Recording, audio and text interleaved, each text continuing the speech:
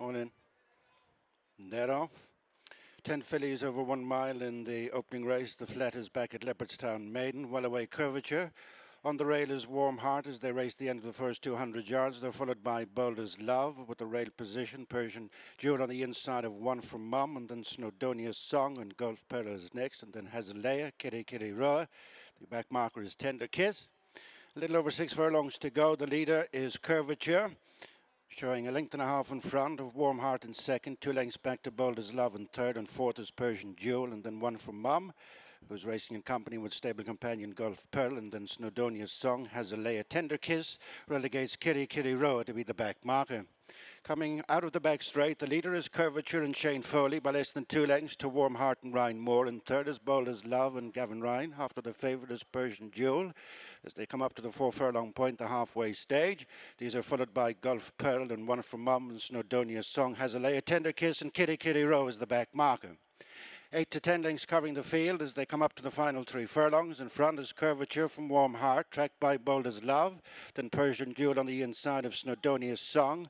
Around the outside of One from Mum. On the rail is Gulf Pearl, with the back 3 has a Leia, Tender Kiss, and Kitty Kitty Roa. 2.5 furlongs to go as they hit the straight. It's Curvature with written up on the outside Warm Heart. Poised in third is Boulder's Love as they straighten at the 2. Bit of a break then to Gulf Pearl and Persian Jewel next, with One from Mum and Snowdonia's Song and has a Leia Tender Kiss, Kitty Kitty Roa. Racing to the final furlong, and over on the far side it's Curvature who's gone again from the front. Warm Heart second, back in third place now by 4-5 lengths. Boulder's Love and Persian Jewel, but it's Curvature in front and holding Warm Heart and Persian Jewel. Curvature ridden out to make all, and the flat is back at Leopardstown fillies maiden second. Warm Heart close to the third. Persian Jewel and a running on Hazalea. Fading to fifth was Boulder's Love. And that off over 7 furlongs. Slow into stride, Clever and Cool, also Nightcliff and Impact Warrior. This is the Ballylinch Stud Priority Belle 1000 Guineas Trial. And it's Matilda Picot who heads them off the end of the first furlong, followed by Zarinsk. In third place is La Dolce Vita, then Dame Kitty and Darhouse, and Madly Truly and Never Ending Story.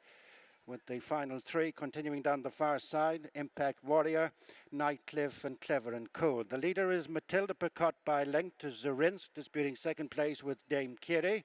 Break of less than 2 lengths to Darhouse, disputing the fourth with La Dolce Vita, tracked by Never Ending Story in the dark blue jacket.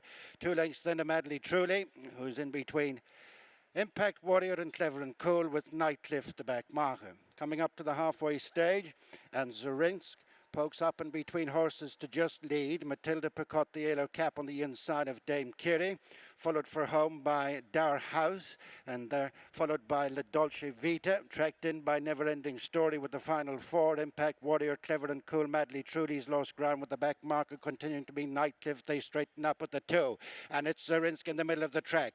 Keeping to the running rail is Matilda Picot, being followed by Dame Kitty. Never Ending Story makes headway in the centre, followed by Darhouse. They race to the final furlong. In the lead is Matilda Picot from Never Ending Story on the outside. They're followed by Zarinsk, and Dame Kitty is next, and Matilda Picot is cut back by Never Ending Story, and it's Never Ending Story who's set to win a second Group 3 over course and distance and seasonal debut. Second will go to Matilda Picot, with a wave of them involved for the third place. It's quick Guineas Trials double for Ryan Moore and Aidan O'Brien. Quick chat with Aidan O'Brien. Aidan, it's been a good afternoon so far. Never Ending Story winning the 1000 trial there. Just give us your verdict on her performance, if you don't mind. Yeah, no, we're delighted, Gary. Listen, like, she hadn't come yet, and we knew that.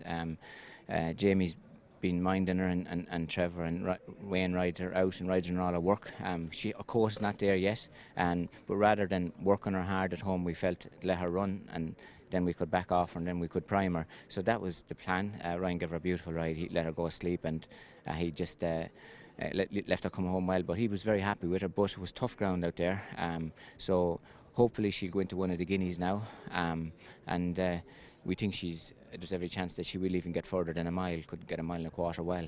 Is your gut feeling that it might be the Curragh rather than Newmark, and Meditate looking at this stage the number one? Yes, exactly. Might come too quick for her. Meditate is on target for Newmarket at the moment, unless things change. And like this time of the year, fillies a lot of stuff can happen in a week, you know.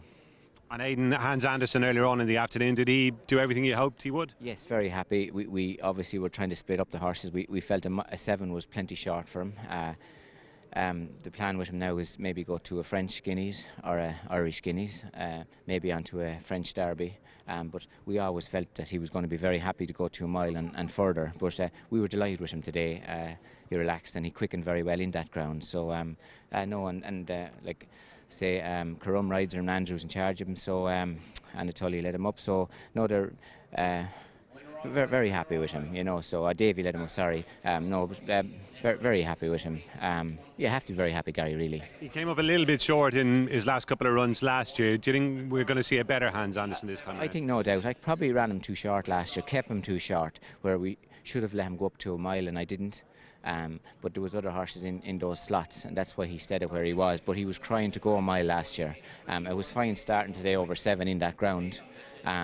But I'd say it was probably my fault last year for not letting him step up, keep them at 7. And we have the Ballysacks coming up, Aidan. You've been really pleased, no doubt, with what Alexandropoulos has been doing from your comments. Can we expect a big run from him here? Yeah, he's working very well.